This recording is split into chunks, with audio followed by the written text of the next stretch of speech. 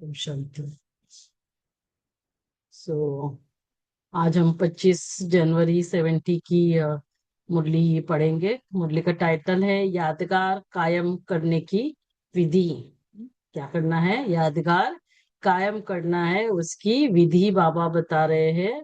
25 जनवरी 70 की मुरली है। अव्यक्त स्थिति ही मुख्य सब्जेक्ट है। पहली लाइन ही बहुत पावरफुल है। क्या है हमारी मुख्य सब्जेक्ट? अव्यक्त स्थिति बनानी। हम सभी का लक्ष्य, हम सभी का मुख्य सब्जेक्ट है व्यक्त में रहते हुए अव्यक्त स्थिति बनाना। चाहे कुछ भी हो जाए, कैसे भी पेपर्स आए व्यक्ति परिस्थितियों के द्वारा, लेकिन हमें अव्यक्त स्थिति बनानी है। बार बार स्वयं को याद दिलाना है, व्यक्त में रहते कर्म करते भी अव्यक्त स्थिति रहे। इस सब्जेक्ट में ही पास होना है।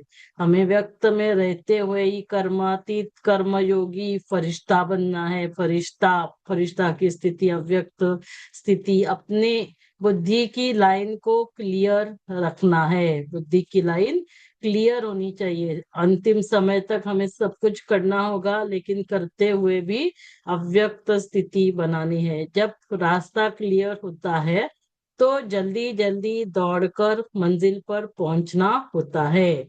पुरुषार्थ की लाइन में कोई रुकावट हो तो उसको मिटाकर लाइन क्लियर करना, इस साधन से ही अव्यक्त स्थिति की प्राप्ति होती है। कौन सा साधन अपनाना है अव्यक्त स्थिति की प्राप्ति के लिए? यदि पुरुषार्थ की लाइन में कोई रुकावट है तो लाइन, उस रुकावट को हमें मिटाना है। ये हमारा कर्तव्य है कि कैसे जो भी रुकावट है वो हम चेक करें। स्थूल है रुकावट, सूक्ष्म है रुकावट, तो वो चेक करना है, तभी उसको मिटाएंगे तो अव्यक्त स्थिति को प्राप्त कर सकेंगे। मधुबन में आकर कोई ना कोई विशेष गुण सभी को मधुबन में आकर कोई ना कोई विशेष गुण सभी को देना, यही यादगार है। वह तो हो गया जड़ यादगार, लेकिन यह अपने गुण की याद देना, यह है चैतन्य यादगार, जो सदैव याद करते रहते। कभी कहीं पर जाओ तो यही लक्ष्य रखना है कि जहां जाए वहां यादगार कायम करे। यहाँ से विशेष स्नेह अपने में भर के जाएंगे तो स्नेह पत्थर को भी पानी कर देगा। हाँ, बहुत बड़ी लाइन है। हमें मधुबन जाकर हम क्या भरकर लेकर आए? स्नेह। और स्नेह क्या करे? स्नेह ऐसा कि पत्थर को भी पानी कर देगा। तो हम भले मधुबन जा सकते हैं तो ठीक है, नहीं जा सकते तो भी हमें बाबा से मधुर मिलन मनाकर अपने अंदर वो स्नेह धारण करना, यह आत्मिक स्नेह की सौगात साथ ले जाना, जिससे किसी पर भी विजय हो सकती है। समय ज्यादा समझते हो व कम? क्या समझ रहे हो? समय कितना बाकी है? तो इसीलिए हमें क्या अंडरलाइन करना है? हमें आत्मिक स्नेह की सौगात साथ ले जाना है। हमें सभी के साथ आत्मिक स्नेह से ही रहना है। तो अब कब कम समय में 100% तक पहुंचने की कोशिश करनी है। जितनी भी अपनी हिम्मत है वह पूरी लगानी है। अब समय तो कम है, ये तो हमें दिखाई दे रहा है, और उतने कम समय में हमें क्या करना है? 100% तक पहुंचना है। तो यदि समय कम होगा, और फिर हमें इतना पहुंचना है, तो क्या करना होगा? हमें पुरुषार्थ की रफ्तार, स्पीड को भी बढ़ाना पड़ेगा। तो पूरी हिम्मत है वह पूरी लगानी है। जितनी भी हिम्मत, 1 सेकंड भी व्यर्थ न जाए, इतना ध्यान रखना। तो क्या करेंगे? 100% तक पहुंचने के लिए कम समय में हिम्मत रखनी है। 1 सेकंड भी अभी हमारा व्यर्थ नहीं जाना चाहिए।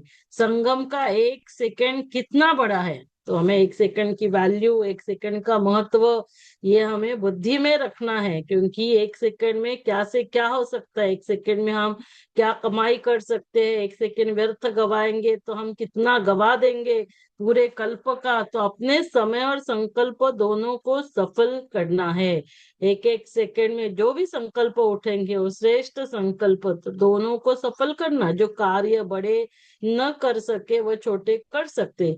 अभी तो वह कार्य भी रहा हुआ है। अब तक जो दौड़ी लगाई वह तो हुई, लेकिन है ना, तो अभी तक हमने दौड़ी लगाई बाबा बता रहे, लेकिन अब क्या करना है, अब जंप देना है। तो चलना हो गया, दौड़ना हो गया, हाँ अभी क्या करना है, जंप देना है, तब लक्ष्य को पा सकेंगे। तो लक्ष्य को पाना है, कम समय में 100% तक पहुंचना। हाँ तो क्या हमें करना होगा, जंप। जंप किसको कहा बाबा ने, सेकंड में बहुत बातों को परिवर्तन करना, यह है जंप मारना।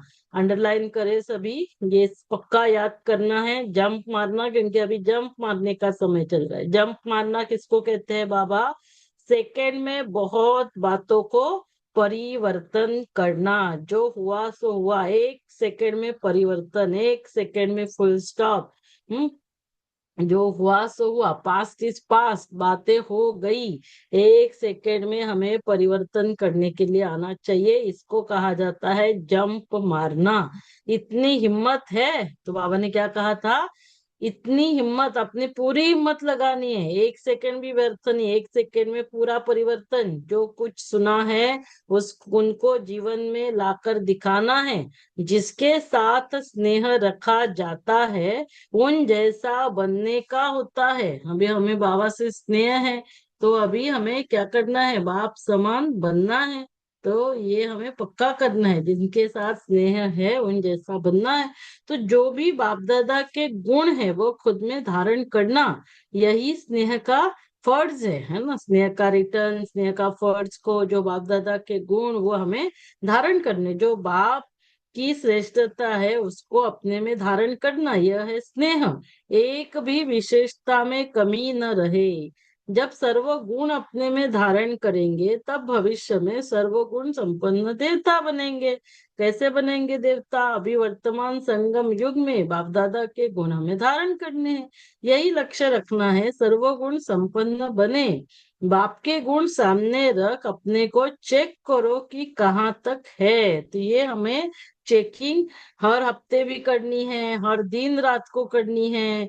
तो ये सब हमें माइक्रो चेकिंग, आवरली चेकिंग करते जाना है। क्या चेक करेंगे, बाबा के गुण सामने रखेंगे कि कहाँ तक बने हैं। जो भी बाबा के रहम दिए, शांति के सागर, प्यार के सागर, कम परसेंटेज भी ना हो, परसेंटेज भी संपूर्ण हो, है ना। मान लो हमने सभी गुण धारण किए, शांति है, खुशी है, प्यार है, जो 7 गुण है मेन हमारे, ज्ञान, पवित्रता, शांति, प्यार, सुख, आनंद, शक्ति। लेकिन उसमें भी क्या है, परसेंटेज भी इम्पोर्टेंट है। सर्वगुण है लेकिन उसकी परसेंटेज क्या है, सर्वगुण संपन्न 16 कला संपूर्ण, संपूर्ण भी कितना, 100%।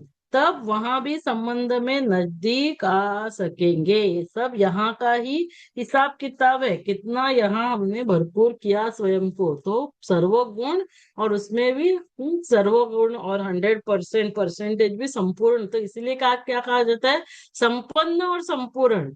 संपन्न तो बनना है सर्वगुणों से, लेकिन वो भी संपूर्ण।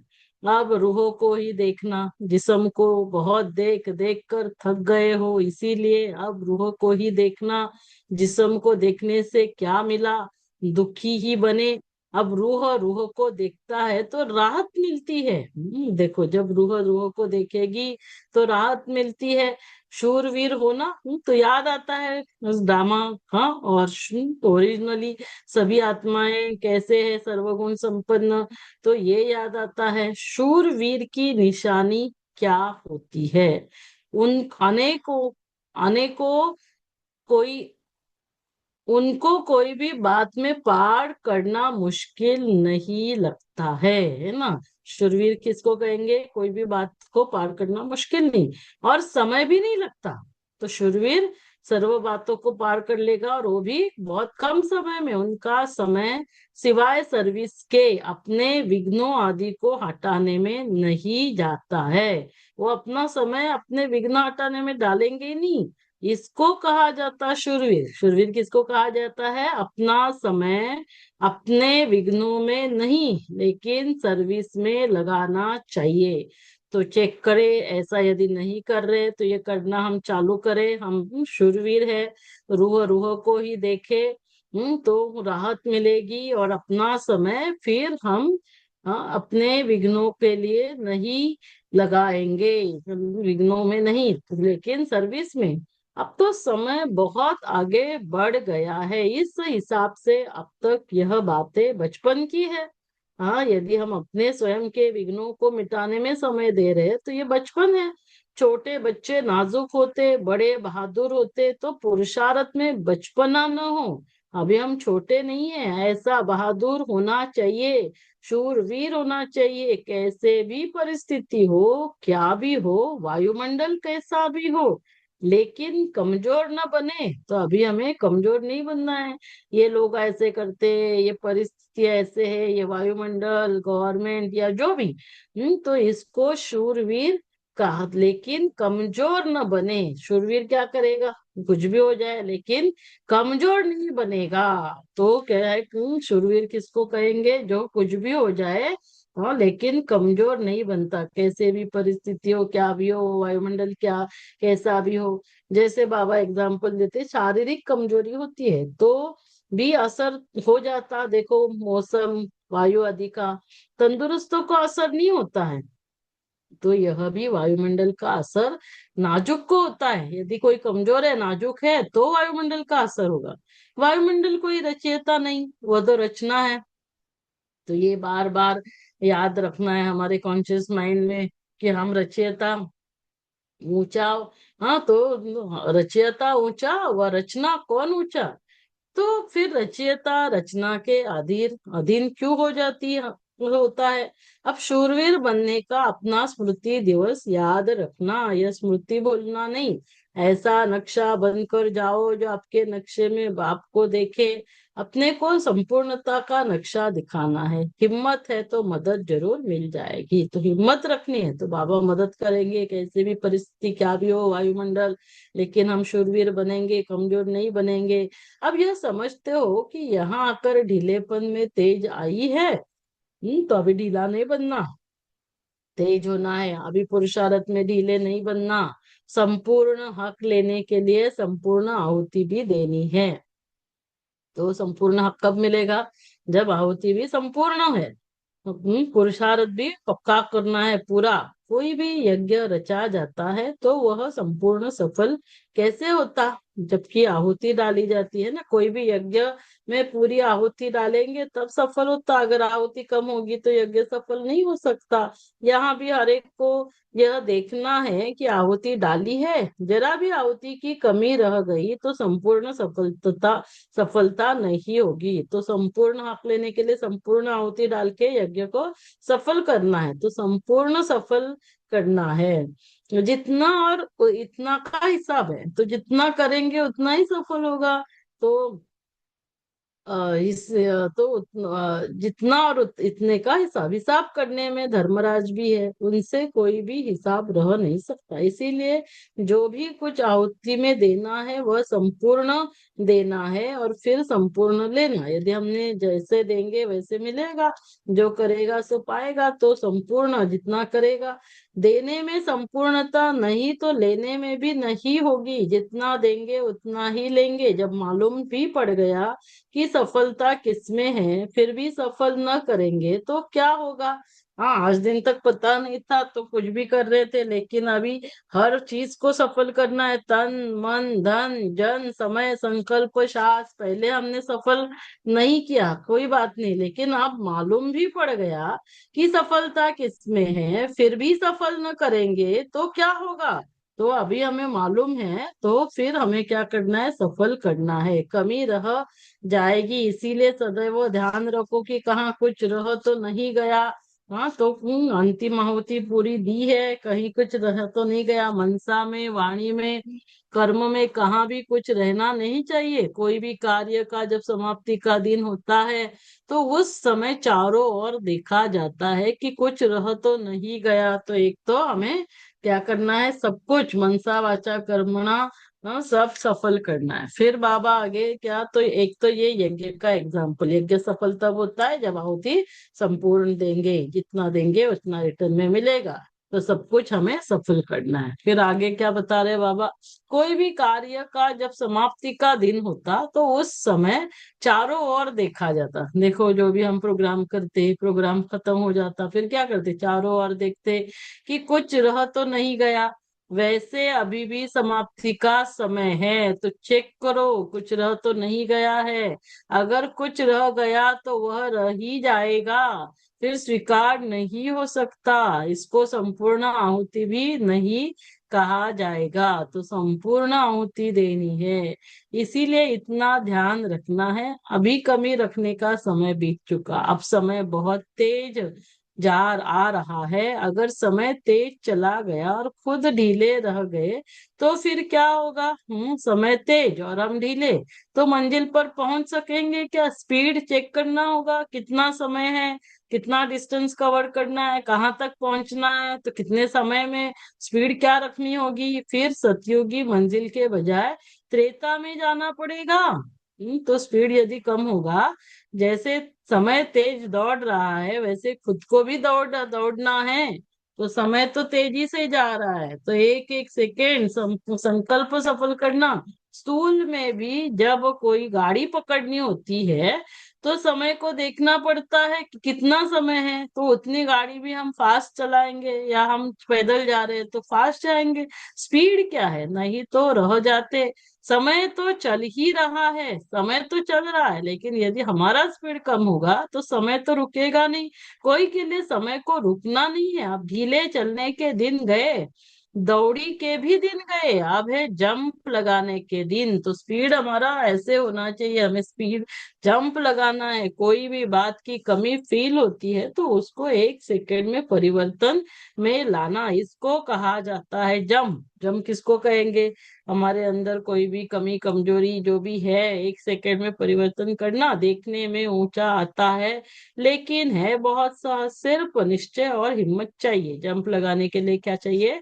निश्चय और हिम्मत। हिम्मत होगी तो बाबा मदद भी करेगा। निश्चय वालों की विजय तो कल्प पहले भी हुई थी, वह अभी भी हुई पड़ी है। तो निश्चय बुद्धि विजयंती, हिम्मत रखनी है। हिम्मत बच्चे, मदद बाप, और फिर हमारी विजय निश्चित है।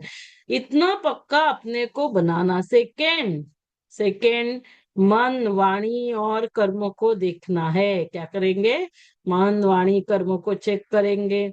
बाप दादा को यह देखना कोई मुश्किल नहीं। देखने के लिए आपको ये आधार लेने की आवश्यकता नहीं, कहाँ से भी देख सकते। पुरानों से नए में और ही उमंग होता है कि हम करके दिखाएंगे। ऐसे तीव्र स्टूडेंट्स भी है, नए ही कमाल कर सकते हैं, क्योंकि उनको समय भी स्पष्ट देखने में आ रहा है। समय का भी सहयोग है, परिस्थितियों का भी सहयोग है। क्या कर रहे हैं? परिस्थितियां भी सहयोगी बन रही है, समय भी।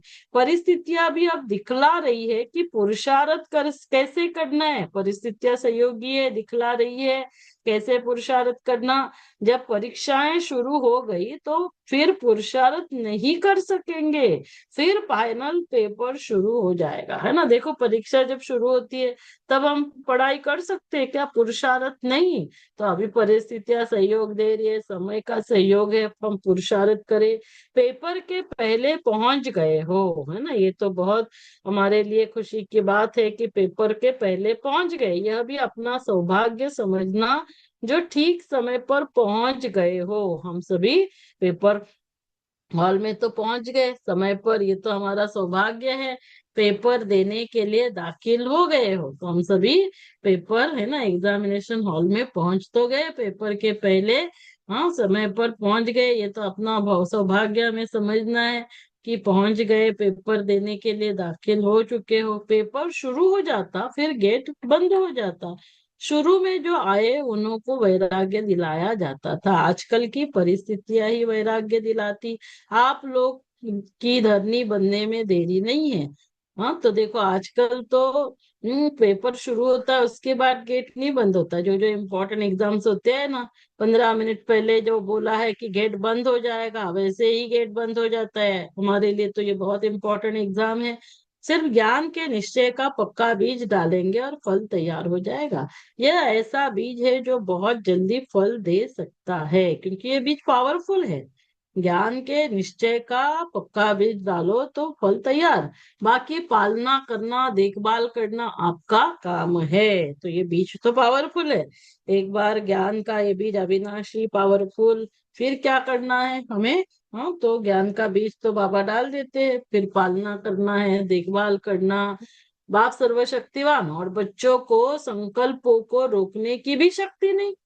देखो क्या बोल रहे हैं बाबा। बाप सृष्टि को बदलते, बच्चे अपने को भी नहीं बदल सकते। हाँ, बाप सृष्टि को बदलते और बाप के बच्चे सर्वशक्तिवान के संकल्पों को रोकने की शक्ति नहीं। यही सोचो कि बाप क्या है, हमारा बाप क्या है और हम क्या है। हमारे अंदर इतनी भी शक्ति नहीं कि हम संकल्पों को रोक नहीं सकते, तो अपने ऊपर खुद ही शर्म आएगा। बाबा ने कहा शर्म आनी चाहिए, मेरा बाप क्या और मैं क्या, अपने संकल्पों को भी नहीं रोक सकता हूँ। अपनी चलन को परिवर्तन में लाना है, वाणी से इतना नहीं समझेंगे।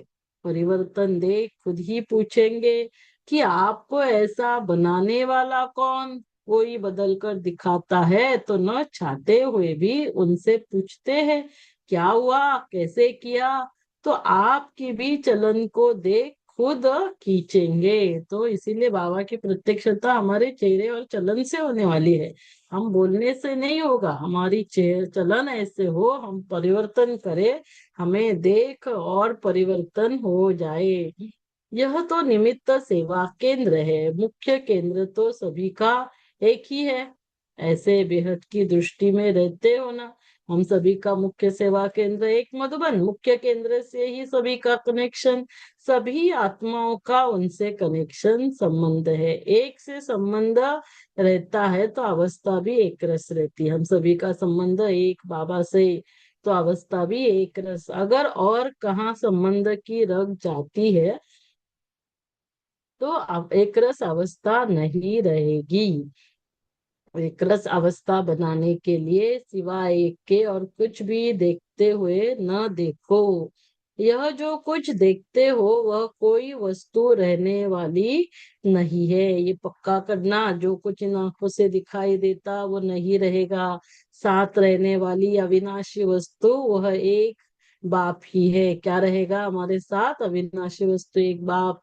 एक की ही याद में सर्व प्राप्ति हो सकती है, और सर्व की याद से कुछ भी प्राप्ति न हो तो कौन सा सौदा अच्छा। हाँ, तो ये भी हमें पक्का करना है। क्या पक्का करेंगे? जो कुछ दिखाई देता है वो नहीं रहने वाला। एक बाबा की याद, एक बाबा से सर्व संबंध, एक बाबा ही अविनाशी, वो एक की याद से सर्व प्राप्ति होगी। और नहीं तो सर्व की याद से कुछ भी प्राप्ति नहीं। हाँ, सर्व की याद और कुछ भी प्राप्ति नहीं, एक की याद। तो ये जो वन लाइनर्स है ये बहुत पावरफुल लाइन्स, ये हमें पक्के करने हैं।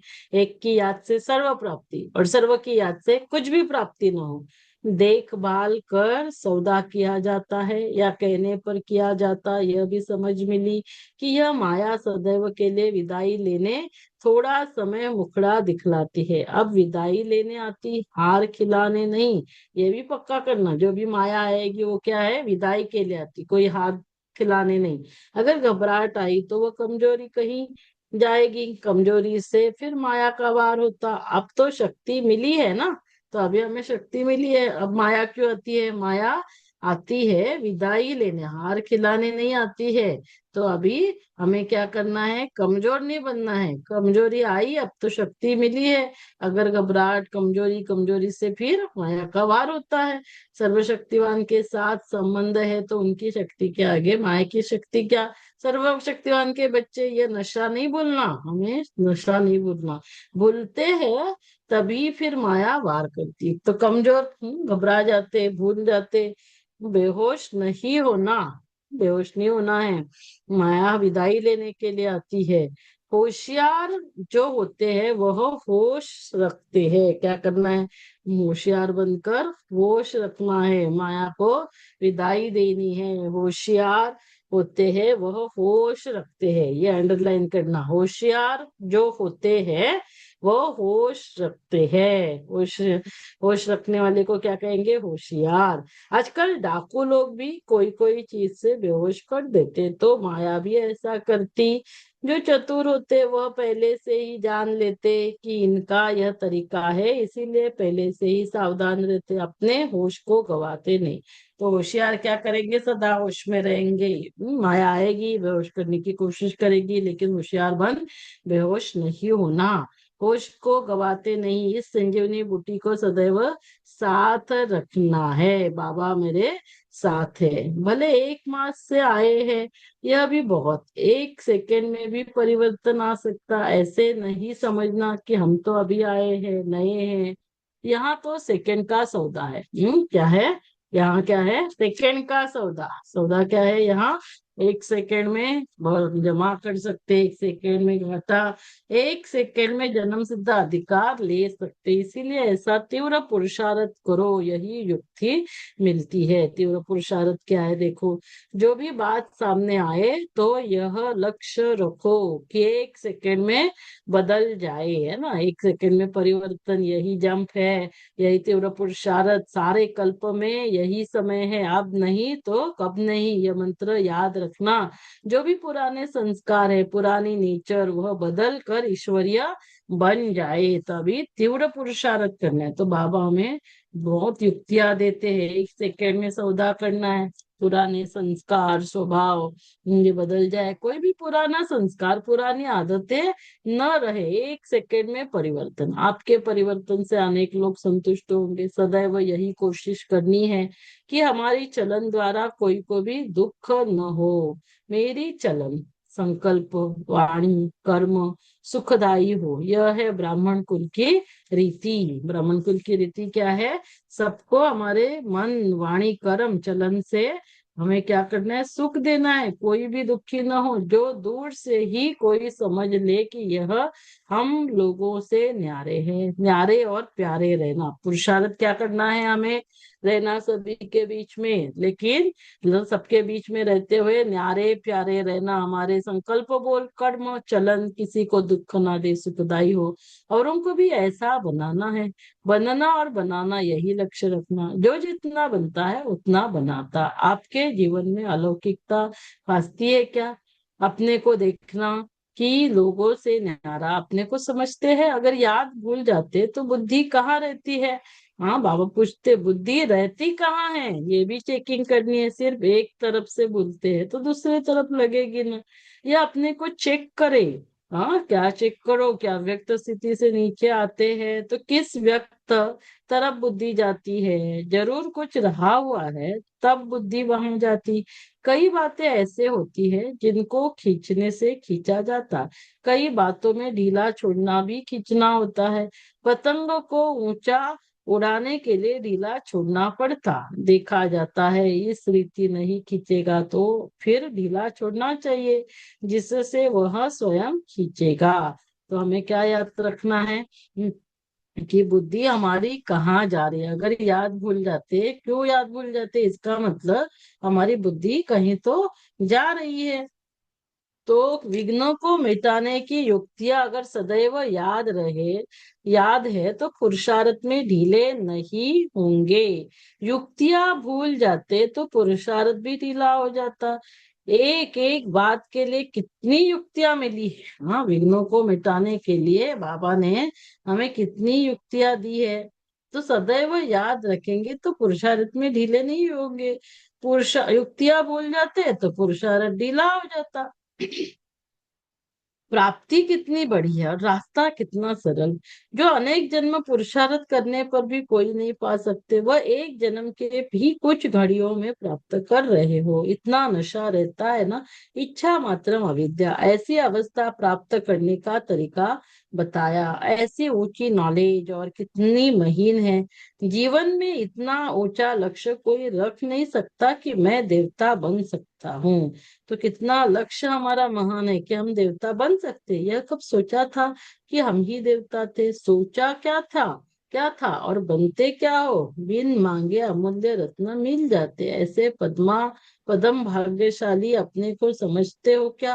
प्रेसिडेंट आदि भी आपके आगे क्या है? इतनी ऊंची दृष्टि, इतना ऊंचा सम्मान, याद रहता है हम कौन है? हम कल्प कल्प के विजयी रत्न, हाँ, पद्मा पदम भाग्यशाली, मनुष्य से ब्राह्मण, ब्राह्मण से परिष्ठा से देवता बनने वाले, स्मृति विस्मृति की उतरने चढ़ चढ़ाई उतरते चढ़ते हो। गंदगी से मच्छर आदि प्रकट होते, इसीलिए उनको हटाया जाता है। वैसे ही अपनी कमजोरी से माया के कीड़े पकड़ लेते हैं। कमजोरी को आने न दो तो माया आएगी नहीं। तो कमजोरी नहीं आनी चाहिए, कजा कमजोरी है तो वो माया आ जाएगी। सदैव यह याद रखो कि सर्वशक्तिवान के साथ हमारा संबंध है। तो बार बार ये लाइन अंडरलाइन पक्की करनी है, सर्वशक्तिवान मेरे साथ है। तो साथी वो है, हम साक्षी होकर हर एक का पाठ देखे और प्रकाश देते रहे। मेरे साथ वो खड़ा है जो दुनिया में सबसे बड़ा है। तो फिर कमजोरी नहीं आएगी। फिर कमजोरी क्यों? सर्वशक्तिवान बाप के बच्चे होते भी माया की शक्ति को खलास नहीं कर सकते। एक बात सदैव याद रखो कि बाप मेरा सर्वशक्तिवान है, मेरे साथ वो खड़ा है जो दुनिया में सबसे बड़ा सर्वशक्तिवान। तो कमजोरी नहीं आएगी, और जहाँ कमजोरी है वहां माया आती है। हम सभी से श्रेष्ठ सूर्यवंशी है, हमारे ऊपर माया कैसे वार कर सकती है? अपना बाप, अपना वंश याद रखेंगे तो माया कुछ भी नहीं कर सकेगी। क्या करेंगे? अपना बाप और अपना वंश, हम सूर्यवंशी है तो माया कुछ नहीं कर सकती। स्मृति स्वरूप बनना, इतने जन्म विस्मृति में रहे फिर भी विस्मृति अच्छी लगती है क्या?